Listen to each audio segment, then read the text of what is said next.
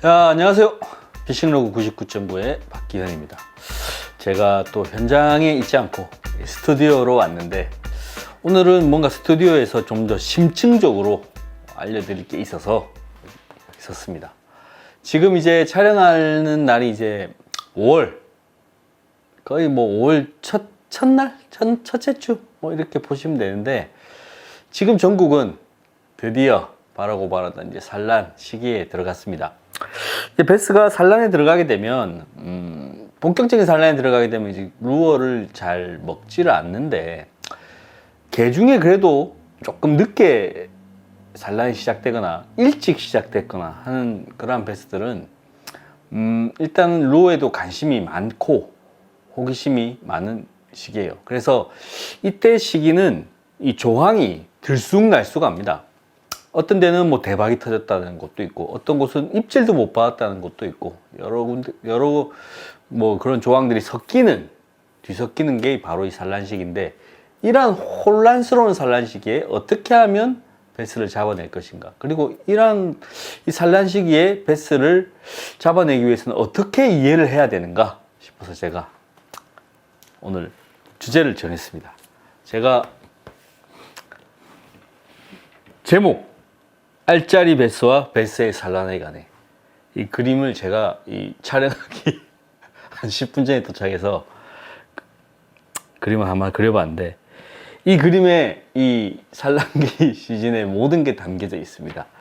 지금 힘들어서 눈물을 흘리고 있는 이 베스, 그리고 그걸 또 잡아보겠다고 이 루어가 왔다 갔다 하고 있죠. 일단은 이 알짜리 베스에 대해서 일단 먼저 설명을 드리겠습니다.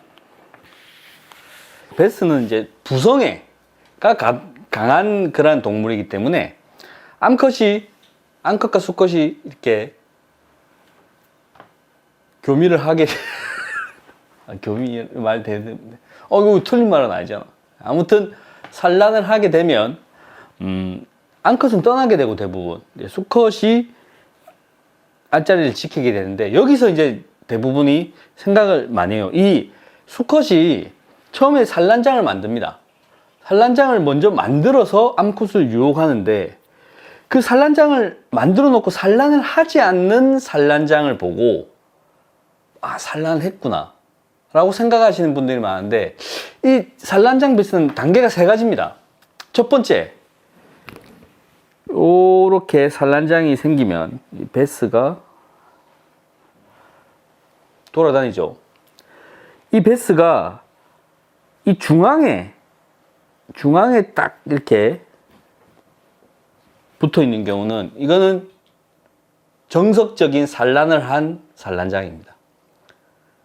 그런데 여기서 이걸 기본으로 전제로 산란을 하지 않고 첫 이제 산란장을 만든 경우에는 이 베스가 이 중앙에 있지 않아요.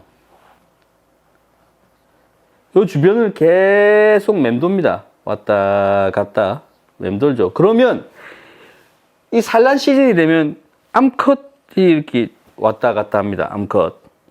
암컷이 왔다 갔다 하면 여기 있다가 요놈이 이렇게 샥 와서 같이 붙습니다.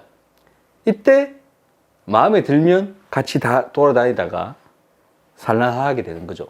사람하고 똑같습니다. 집을 남자가 먼저 딱 만들어 놓고 있으면 이제 들어오듯이 베스도 똑같은 거죠. 그래서 산란을 하게 되는데, 여기서 산란이 다 끝나게 되면 암컷은 떠나버리게 되고, 말 그대로 산란장을 지키는 수컷만 딱 남게 됩니다. 근데 여기서 한 마리의 암컷과 한 마리의 수컷으로 끝나느냐?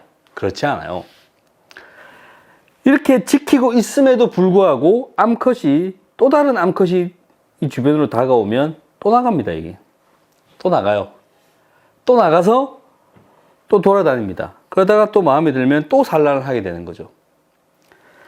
즉, 한 마리의 암컷과 한 마리의 수컷이 산란을 하는 게 아니라, 여러 마리의 암컷과 여러 마리의 수컷이 정해진 어떠한 패턴 없이 이렇게 계속 산란이 시작되는 게 이제 산란 시즌이죠.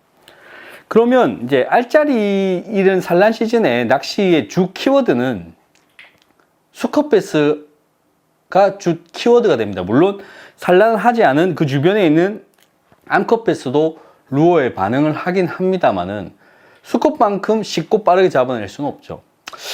알짜리 베스를 좀 잡는 방법이 조금 뭐 사람들에 따라서 그거 불쌍하게 그 지키고 있는 거 왜 잡느냐, 뭐 저도 그렇게 생각을 합니다만은 어떤 토너먼트나 이런 게 걸리면 알짜리 베스는 어떤 스킬 중에 속합니다. 그리고 뭐 미국이라든지 일본의 토너먼트에서도 알짜리 낚시 스킬은 그 토너먼트에 아주 중요한 스킬로 나오거든요.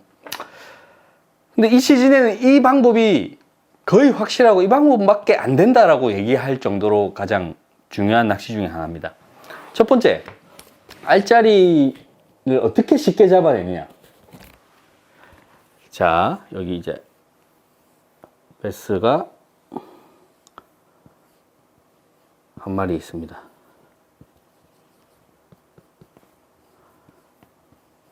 여기 한 마리 베스가 있죠. 입이 튀어나왔죠, 베스는. 이렇게 베스가 있는데, 알짜리를 넓게 지금 만들어 놨습니다. 이런 식으로 만들어 놨다는 거죠. 여기를 왔다 갔다 하고 있어요. 자, 낚시꾼이 이걸 봤습니다. 그러면 어떻게 하죠?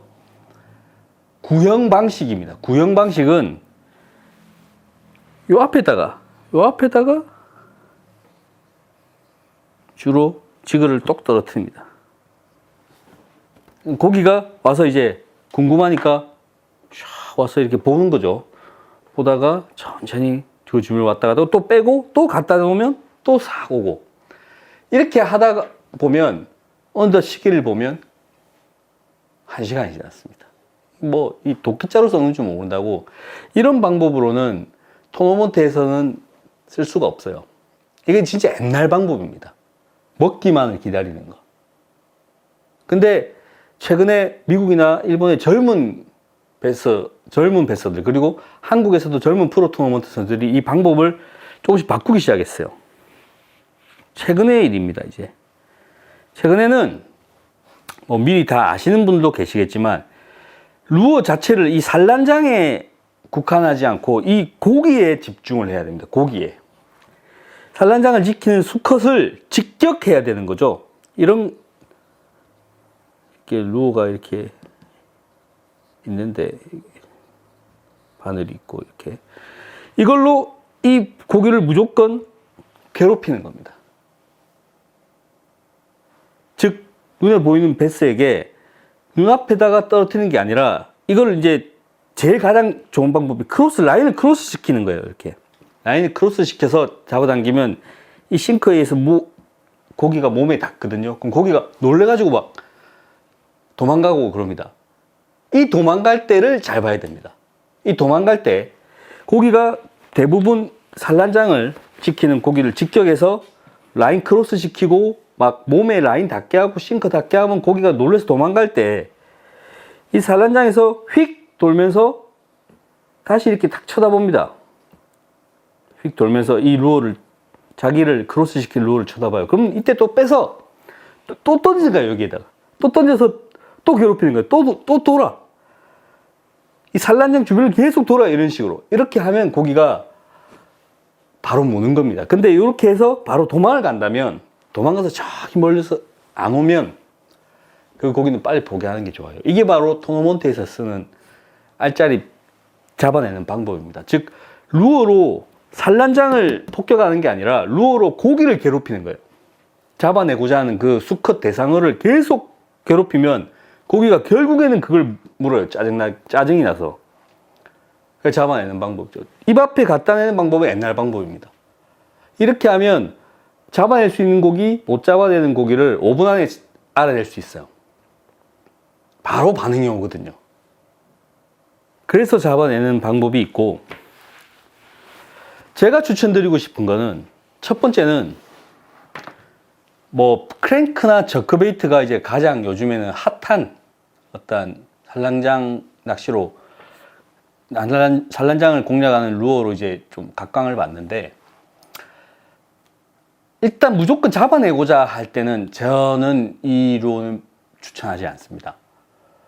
무조건 잡아내고자 할 때는 훅이 하나 있는 루어가 가장 유리합니다. 어차피 이 고기는 무는 고기이기 때문에 그 챔질하고자 하는 힘이 정확하게 훅 하나에다가 집중되는 루어가 가장 깔끔하고 가장 잡아내기 쉽죠. 근데 요즘 유행하고 있는 게 그 루어라든지 하드베이트에다가 싱크를 달아서 강제로 가라앉힌 다음에 하는 방법인데, 이 방법도 느릴 뿐더러 걸었을 때 빠질 확률이 굉장히 높습니다. 왜냐?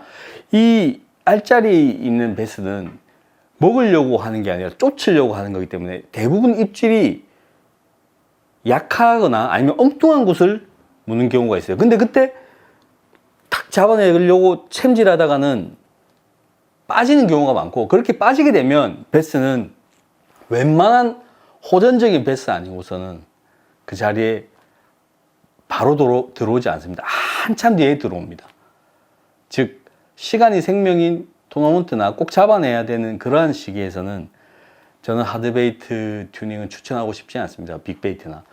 물론 다양한 걸로 반응을 보는 재미는 있지만 잡아내기 위해서는 제가 추천하는 거는 이제 러버지그, 그리고 흔히 우리 도쿄리그라고 부르는 펀치샷, 이게 저는 가장 좋은 것 같습니다. 즉 바늘이 하나 있는, 즉 내가 챔질하는 힘이 하나의 바늘에 모두 다 집중되는 그 루어가 저는 제일 좋다고 생각합니다. 자, 산란장 얘기를 드렸는데요. 이 산란 베스는 사실 상당히 잡아내기 힘든 스킬 중에 하나입니다. 지금이야 뭐 유튜브나 이렇게 영상으로 잡아내는 방법, 고프로로 물속에 대해서 촬영하는 방법이 상당히 많이 보편화돼서 다른 분들은 쉽게 보고 이해를 할 수 있지만, 이게 정립되기까지는 몇십 년이 걸렸거든요. 그래서 지금의 잘 잡아내는 방법과 쉽게 잡아내는, 효율적으로 잡아내는 방법이 있는데, 사실 그전에는 대부분 이 산란장에만 집중을 했다는 거죠. 자, 앞으로 다시 돌아가서 이 어려운 낚시 중에 또 하나의 스킬이, 산란장이 있고 수컷이 지키고 있는 거. 이때까지 제가 말씀드렸죠. 이게 크로스 시켜서 잡아내는 게 가장 빠르다고. 고기를 직접적으로 괴롭히는데 대부분 이 수컷보다 큰 암컷이 뒤에 있는 경우가 많습니다. 근데 사람들은 잘 몰라요, 이걸.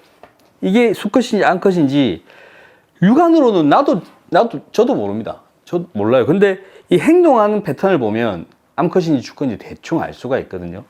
근데 이 뒤쪽에 있는 베스가 이렇게 되면 이거는 잡아내는 방법이 상당히 어려워요. 왜냐하면 루어에 관심이 없거든. 이 베스가 크로스로 해서 괴롭혀서 잡아낸다면 이 베스는 눈앞에 루어 갖다 줘야 됩니다. 이때 가장 효율적인 루어가 또 있는데, 아주 느리게 내려오는 그 루어들. 그 노싱커도 빨라요.